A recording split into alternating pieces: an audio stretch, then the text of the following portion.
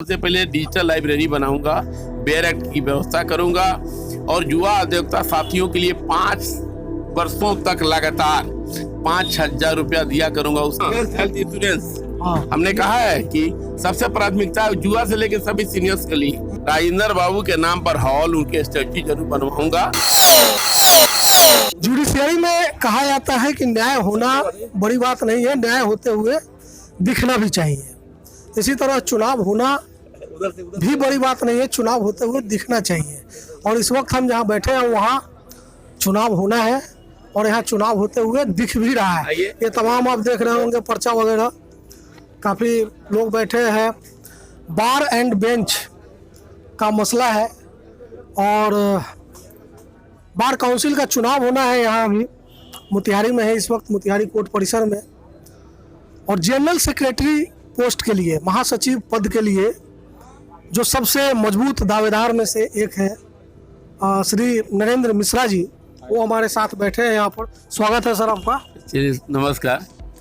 बहुत सारी बातें हम लोग करेंगे कि बार एंड बेंच को लेकर जो बातें आम लोगों में होती हैं उसको एक लॉयर के तौर पर ये कैसे देखते हैं, उसमें इलेक्शन का जो मुद्दा है वो कैसे जुड़ता है, इनका अपना क्या एजेंडा है, बाकी लोगों का भी क्या एजेंडा है और वो एजेंडा कहीं क्लैश कर रहा है या अधिवक्ताओं, मतलब आप देखेंगे यहाँ पीछे में बहुत सारे लोग बैठे हुए हैं।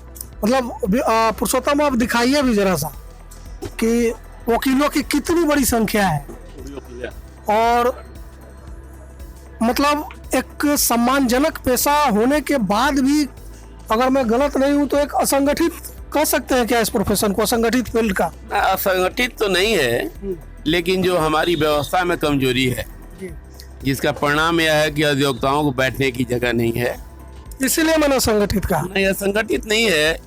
इसके लिए मेरे विचार से, जो मेरी सोच है उसके हिसाब से सार्थक प्रयास नहीं किया गया। अर्थ की कमी नहीं है, आप यहीं बेतिया में चले जाइए, गोपालगंज में चले जाइए तो लगेगा कि अधिवक्ताओं के लिए कुछ और जगह जाइए। लेकिन कहीं ना कहीं हम किसी पर व्यक्तिगत रूप से कटाक्ष नहीं कर रहे हैं, लेकिन हम असफल जरूर रहे हैं कि अभी तक दुर्भाग्यपूर्ण ढंग से हम कह सकते हैं कि अभी तक उसके लिए कोई सार्थक प्रयास नहीं किया गया, जो हमारी ये दुर्दशा का कारण है। जो दुर्दशा हम देख रहे हैं वकीलों के लिए बैठने के लिए, झोपड़ी में घूम रहे हैं बैठने के लिए, कहीं जाके देखिए वो न्यायालय में जाइए तो पेशकार के लिए बैठने के लिए जगह है, चपरासी के लिए बैठने के लिए जगह है, नहीं वकीलों को बैठने के लिए जगह। मेरा सम्मान नहीं। पूरे जुडिशियल प्रोसेस का जो सबसे अहम हिस्सा बार है, उस बार से जुड़े लोगों का, मतलब वकीलों का, आप ये कह रहे हैं कि उनका कोई सम्मान नहीं? सम्मान की कमी है पिछले 15 साल में।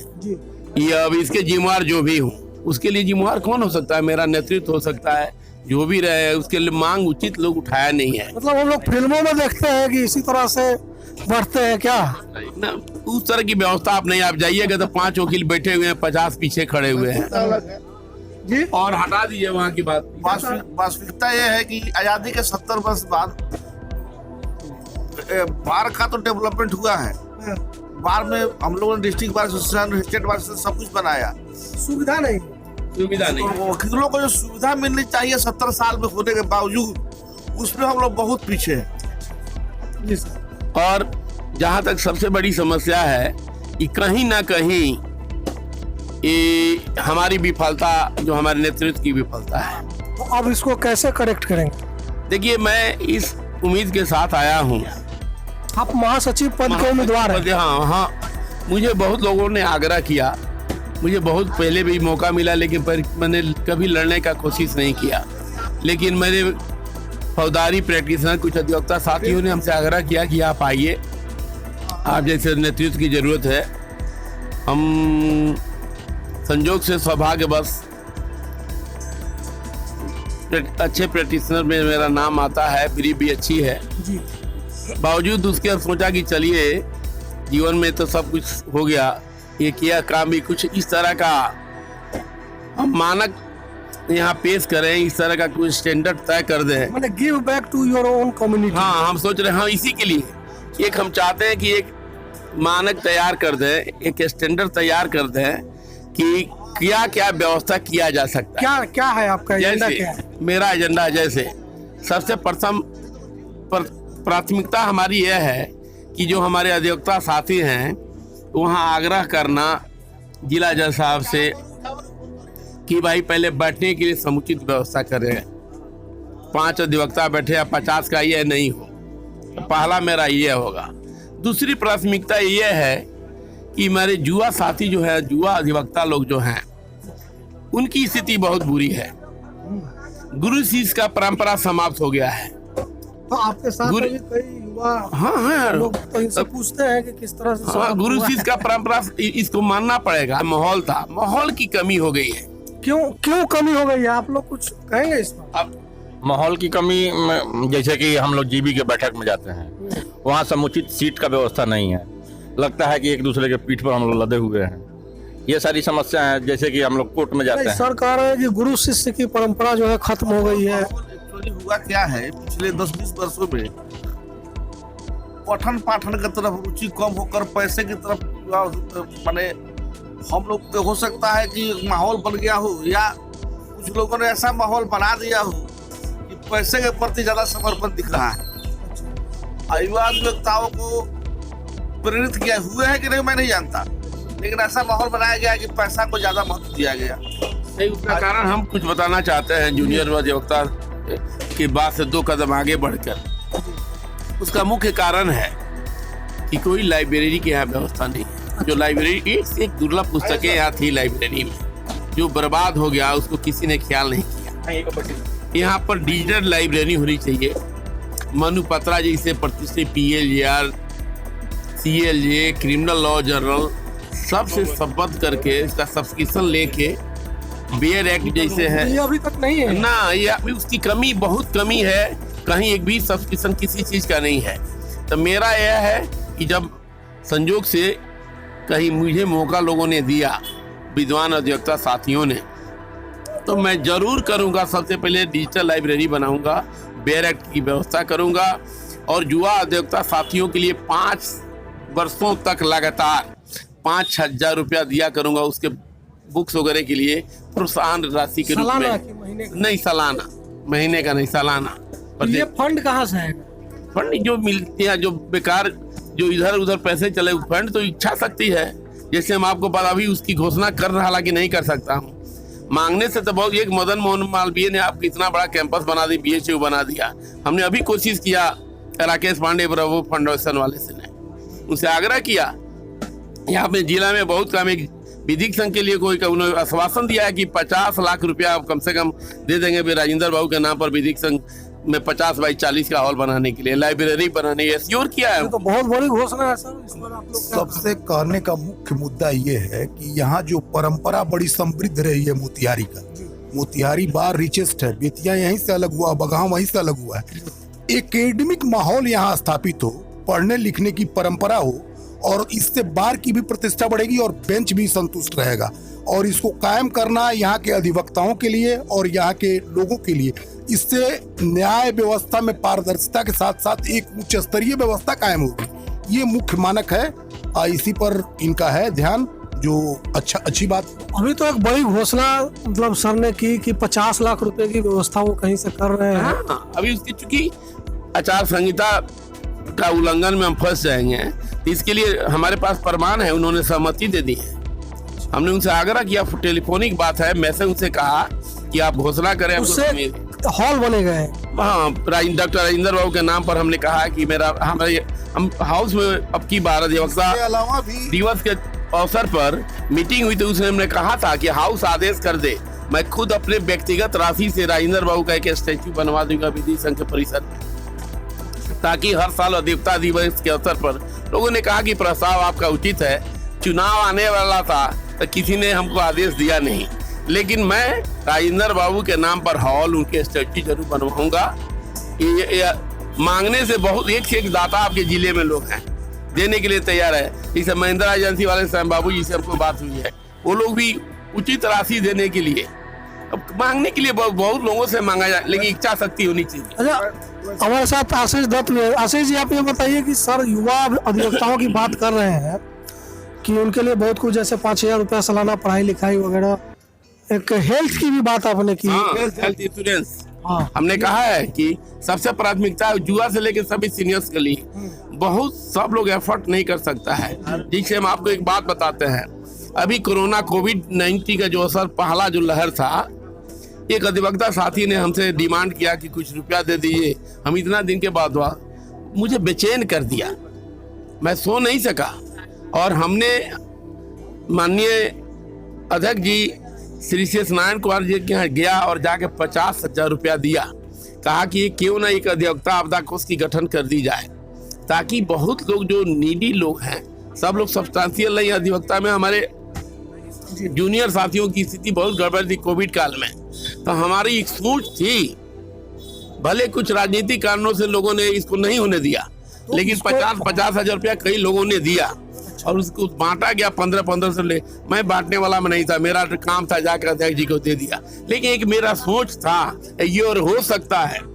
बहुत अधिवक्ता लोग, सीनियर्स लोग हैं, वो लोग देने के लिए तैयार थे, लेकिन आपसी पॉलिटिक्स के चलते कि लीड नहीं ले अच्छे काम में क्या पॉलिटिक्स है? मतलब लोगों को सबसे बड़ी बात है, मतलब आपदा कोष बन जाए, उसमें पैसा आ जाए, तो इसमें बुराई क्या है? लोग कौन चाहता है कि इनको जस मिल जाए? यहाँ सबसे लोग बैठे हैं, तो यही लोग बताएं। इसका कारण क्या है? जेलसी नेचर सबसे बड़ी, कहीं इनकी नाम नहीं हो, इनको जस बल नहीं दो। हमारे आपको क्या लगता है? उसी के डर से लोग, देखो एक जो प्रक्रिया है ना, ऐसे भी हमारे संघ के पास ऐसा फंड है, उसका नहीं तो हुआ क्यों नहीं? इसलिए एक मिनट, इसमें मुख्य बात है करने की इच्छा शक्ति होनी चाहिए। अभी जो पार्षद हैं, विधायक हैं, सांसद हैं, वो सारे लोग मदद करने की उनकी दिली इच्छा भी है, लेकिन नेतृत्व उसको कैसे गैदर करता है, ये नेतृत्व के ऊपर रहता है। आपको क्या लगता है क्या कमी है? हाँ, वही इच्छा शक्ति होनी चाहिए किसी भी कार्य को करने की। अगर हमें लगता है कि नहीं, ये पैसा देने से हमारे जो जरूरतमंद अधिवक्ता हैं उनकी जरूरत पूरी होगी या उनके संकट के समय में काम आएगा, तो हम किसी से डरने या फिर ये करने में हम पीछे हटेंगे नहीं, उसको हम करेंगे ही करेंगे। तो वही है इच्छा शक्ति। नहीं तो मतलब नहीं हुआ, जैसा सर बताए कि हमने कोशिश की और वो नहीं हुआ, तो इसके लिए क्या मतलब किसको? पहल तो सामूहिक रूप से पहल यहाँ होनी चाहिए। एक आदमी के तो पहल करने से होगा नहीं, सभी लोगों को जब तक पहल करेंगे नहीं। सब लोग बताइए। हाँ, तो मतलब नहीं, पहले इस सवाल पर कि आपदा कोष में क्या हुआ, क्यों नहीं बन पाया? आपदा कोष नेतृत्व की कमी, दूसरा कुछ नहीं कहेंगे। आप बताइए। अगर सफल नेतृत्व हो तो आपदा कोष में सब लोग हमारे अध्यक्ष जी ने बहुत कोशिश किया, उसमें कई जो पूर्व हमारे अब तो कार्यकारी भी जो हैं, एक्टिंग प्रेसिडेंट श्री शेष नारायण, उन्होंने भी रुपया दी, इसमें राशि दी। नरेंद्र देव जी ने, एक और अधिवक्ता महोदय ने भी दिया। लेकिन सोच मेरी ही थी, मैंने ही पहल किया। अच्छा, जो नहीं हो सका, हमारी जब बारी आएगी, लोग अगर कहीं हमको लोग अपना सहयोग देते हैं, बहुमूल्य मत दे के मुझे अगर मौका देते हैं सचिव बनने का, तो मेरी पहली प्राथमिकता यही होगी कि अधिवक्ता आपदा कोष गठित हो और युवाओं के लिए बैठने के लिए संसाधन हो। पहले भी हमने काम किया है। सुनकर आपको आश्चर्य होगा कि मोतिहारी मुंशी सिंह महाविद्यालय का मान्यता समाप्त हो गया 2006 से लेकर 2012 तक। जी, लड़के पास हो गए थे, घूम रहे थे, उनको हमारा स्टेट बार काउंसिल, ये लॉ वाली बात कर रहे हैं। मुंशी सिंह लॉ में मान्यता समाप्त हो गया था। फिर भी आगे आप जो यूनिवर्सिटी सब लोग फॉर्म भरवाते रहे, डिग्री देते रहे, लड़के घूम रहे थे। बहुत जूनियर लॉ आए मेरे पास, किसी ने कहा कि श्री मनन मिश्रा जी जो BCI की हमसे कहीं अच्छा संबंध है, तो लड़कों लोग आए कि सर आपको ले चलते हैं, प्लेन से ले चलते हैं। नहीं, मैं प्लेन से नहीं चल, मैं आप सुन के आश्चर्य होगा, मैं अपने खर्चा से दिल्ली जाकर वहाँ से शो कॉज करवाया यूनिवर्सिटी पर और MMS कॉलेज के प्रिंसिपल पर कि किस परिस्थिति में आपने, जब मान्यता कॉलेज का नहीं था, आपने फॉर्म भरवाया और आपने लड़कों का परीक्षा लिया, और शो कॉज करने का नतीजा यह हुआ कि लोग जितना इन लोग को जो देना था सब रुपया जमा करा के जल्दी 10.5 लाख रुपया यूनिवर्सिटी और कॉलेज जमा किया, लड़कों को मान्यता मिली। हमारे बहुत विद्वान साथी लोग प्रैक्टिस कर रहे हैं, रिजर्वेशन नहीं था। मैं जनरल बोगी में और लड़कों के साथ उधर से लौटा अपने कॉस्ट पर ले।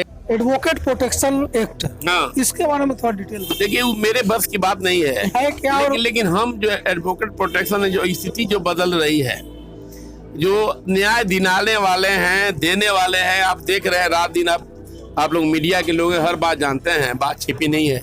दोनों सुरक्षित नहीं है। उनकी समुचित सुरक्षा किस तरह हो, इसकी मांग करेंगे, इसके लिए लिखा पढ़ी करेंगे। करना तो ऊपर वाले को है। हम BCI के कांटेक्ट में जाएंगे, स्टेट बार काउंसिल से हम इसके लिए प्रयास करेंगे कि अधिवक्ताओं को प्रोटेक्शन मिले। अधिवक्ताओं पर हो रहे हमलों पर आज गाहे बगाहे अधिवक्ताओं पर जो हमले हो रहे हैं, जा रहा है, धमकाया जा रहा है, काम नहीं करो। क्रिमिनल जो कहते हैं कि फला क्रिमिनल तुम काम मत करो, कोई कहता है ऐसा होता है कि सिर्फ धमकाया ही नहीं जा रहा है, हत्या भी हो चुकी है। हाँ। 3-4 बिहार में भी 3-4 हत्याएं भी हुई हैं। गोपालगंज में अधिवक्ता की हत्या हुई है। किस लिए? अपराधियों द्वारा। आप उनका काम क्यों किए, मेरा काम क्यों नहीं किए, अगर दूसरा क्या? इसमें अधिवक्ता प्रोटेक्शन एक्ट अगर आता है, इसमें सारे अधिवक्ता अपने आप को सुरक्षित महसूस करेंगे और सुरक्षित रहेंगे। हमारा एक अधिवक्ता प्रोटेक्शन एक्ट से हटकर एक बात है कि हमारे संघ के पास समुचित पर्याप्त सालाना संसाधन है, और अगर पारदर्शी हो अगर तो युवा अधिवक्ताओं के लिए बहुत समुचित व्यवस्था करके और उनको यहाँ पर एक अच्छा माहौल बनाकर और एक अच्छे माहौल में उनका विकास किया जा सकता है। एक चीज और हम आपसे इजाजत हो तो कहें, एक और हम युवा अधिवक्ताओं के प्रति मुझे, चूंकि मैं भी रहा हूँ, संघर्ष करके आया हूँ, एक गांव से आया हूँ, साधारण परिवार से आया हूँ। आज हमको जो हमारा जो भी स्टेटस हो, जितना घर द्वार हो, लेकिन ये सब मेहनत का पहले था। गुरु शिष्य का परंपरा हुआ करता था। हम जैसे विवेकानंद से लोग पूछा था कि I am what my mothers gives me, हम भी है मेरे गुरु का देन मुझे सही। तो यहाँ जो है मेरी इच्छा है कि देखिए टॉप जो है खाली है, बॉटम में भीड़ रहती है। लड़के यहाँ से टूट जाते हैं, उनके लिए उचित माहौल नहीं है। तो हमारी है कि लड़कों के लिए डालसा से इसको जोड़ दें, युवा अधिवक्ताओं, उनके लिए जब माहौल क्रिएट किए, man equal to environment plus society. अंग्रेज का लड़का अंग्रेजी बोलता है, देहात का लड़का गाली देता है, बंगाली का लड़का बांग्ला बोलता है, जिस तरह का इन्वायरमेंट हो, जिस तरह। तो हमारे जैसा आपकी पहले भी बहुत बार कह दिए हैं कि फोकस, मेरा पहला फोकस है टू क्रिएट इन्वायरमेंट अच्छे वकील बनने के लिए। क्योंकि a man equal to environment पर सोसाइटी, जिस तरह का इन्वायरमेंट रहेगा, सोसाइटी रहेगा। आप ये जाके देखिए बगल में कितने लड़के जो जुडिशल अफसर हो रहे हैं। कहना चाहता हूँ, अधिवक्ताओं को वक्त की कमी होती है। उनको थाने में चाहे बैंक में जब जाए तो ड्यू रेस्पेक्ट मिले और उनको समय काम हो जाए कि ताकि वो अपने काम पर वापस लौट सके। ड्यू रेस्पेक्ट सुनिश्चित कौन करवाएगा? ड्यू रेस्पेक्ट सुनिश्चित कराने के लिए हम लोग का जो रिलेशन होगा ना, हम लोग के जो अधिवक्ता होंगे और संघ होगा, हम लोग उनसे बैठकर बातचीत करेंगे। हम जब बैंक जाते हैं, हम लाइन में लगना नहीं चाहते, हम लोग को तुरंत काम कीजिए, हम लोग तुरंत चले आए। हम लोग 10 से 4 ही काम कर ठीक कर रहे हैं सर।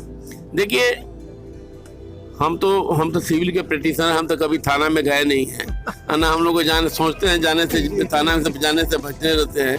नए लड़के इन लोगों को समस्या हो सकती है। हम तो जूनियर थे तभी न गए या न जाने का कोशिश करते हैं, लेकिन आदमी के साथ स्थिति पैदा हो जाती है। हम लोग थाना से तो अलग रहते हैं। जूनियर कलीग के बातों को मैं बहुत बढ़िया से ब्रीफ कर देता हूँ। जैसे मान लीजिए सैनिक देश के लिए लड़ रहा है तो वो सम्मान का पात्र है, और हम लोगों का भी काम लोगों को न्याय दिलाना है। जो न्याय के लिए लड़ाई है उस पर सम्मान, मान सम्मान जरूरी है।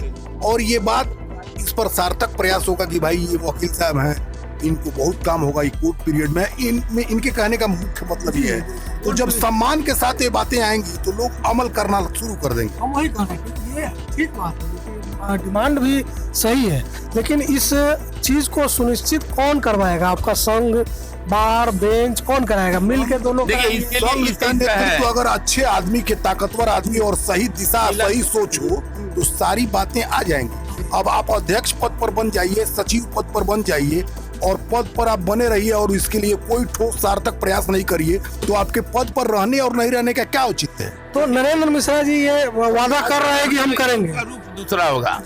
हमको कोई शिकायत अगर होगा किसी साथी का, तो उसके लिए हम सीधे डायरेक्ट निम्न स्तर पर नहीं जाएंगे, जी। लोअर लेवल पर नहीं जाएंगे। जो जिला के मुखिया होंगे, चाहे वो जिलाधिकारी महोदय हों और या एसपी साहब, उन्हीं से मैं डायरेक्ट संपर्क करूंगा। हाँ, ये एक मैं वादा थाना में जाने हुआ का भरसक कोशिश, जो भी शिकायत होगी वहीं से आग्रह करेंगे जिला पदाधिकारी महोदय से या एसपी साहब से कि मेरे साथी के साथ ही प्रॉब्लम आप दूर करें। मैं जानता हूं कि थाना में हम लोग का जाना उचित भी नहीं है, नहीं सोचते हैं। सर एक अंतिम मतलब इसके बाद खत्म करते हैं बात। आपको आपके साथी वोट क्यों दे, इसके लिए कुछ चीजें बता दीजिए। इसलिए कि व्यवस्था परिवर्तन के लिए वोट दें, नई सोच के लिए काम करने के लिए वोट दें। जैसे मैंने कहा कि डालसा से जोड़ेंगे, हमने कहा युवा अधिवक्ताओं के लिए एकेडमिक माहौल क्रिएट करेंगे। यहाँ पर सीखने के लिए ही न, प्रैक्टिस मेक से man skill development skill development के लिए कोई भी यहाँ ये जगह है कि यहाँ बड़े से बड़े अधिवक्ता माहौल एक पैदा रहेगी तब सब लोग हो जाएगा। यहाँ पर सीखने का जगह है। अधिवक्ता एक दूसरे को सुन के ही, बहुत कुछ पढ़ के आने के बाद में प्रैक्टिस करने से ही सब कुछ हो संभव है। तो एक माहौल तो होना चाहिए, वो माहौल आप बनाएं। हाँ, तो एक माहौल बनाने के लिए तीसरी बात कि मेरा सोच है कि जो अधूरे काम में हुआ तक जो नहीं हुआ है, जो अछूता रहा है, जो जिस दिशा को लोग अभी तक कोई टच नहीं किया है, जैसे हमने आपने कहा अधिवक्ता आपदा कोष का गठन, हमने जैसा कहा कि युवाओं के लिए किताब खरीदने के लिए 5,000 प्रति साल हेल्थ इंश्योरेंस आदि जो समस्याएं हैं, खासकर नए अधिवक्ताओं के लिए। बड़ा दिलचस्प है, मतलब बड़ा अच्छा लगा बातचीत करके कि जिनको हम बाहर से देखते हैं कि वो दूसरों को न्याय दिलाने की लड़ाई लड़ते हैं, वो यहाँ खुद अपने लिए कई मुद्दों पर न्याय पाने की लड़ाई लड़ रहे हैं। इसमें नरेंद्र मिश्र जी ने अपनी बहुत सारी घोषणाएं रखी है। इनके साथियों को, मतदाताओं को घोषणाएं कितनी पसंद आती है नहीं आती है वो चुनाव परिणाम से पता चलेगा। लेकिन जैसा मैंने कहा कि न्याय होना और न्याय होते हुए दिखना बड़ा जरूरी होता है। इसीलिए हम लोग यहाँ आए, बातचीत किए कि चुनाव तो हो ही रहा है, चुनाव में क्या हो रहा है, क्या एजेंडा है, क्या बातें हैं, ये दिखनी चाहिए। इसी वजह से हम लोग यहाँ आए और अच्छा लगा बातचीत करके। देखते रहिए फाइनल पोस्ट। आगे हम और इस मुद्दे पर और भी लोगों से बातचीत करेंगे।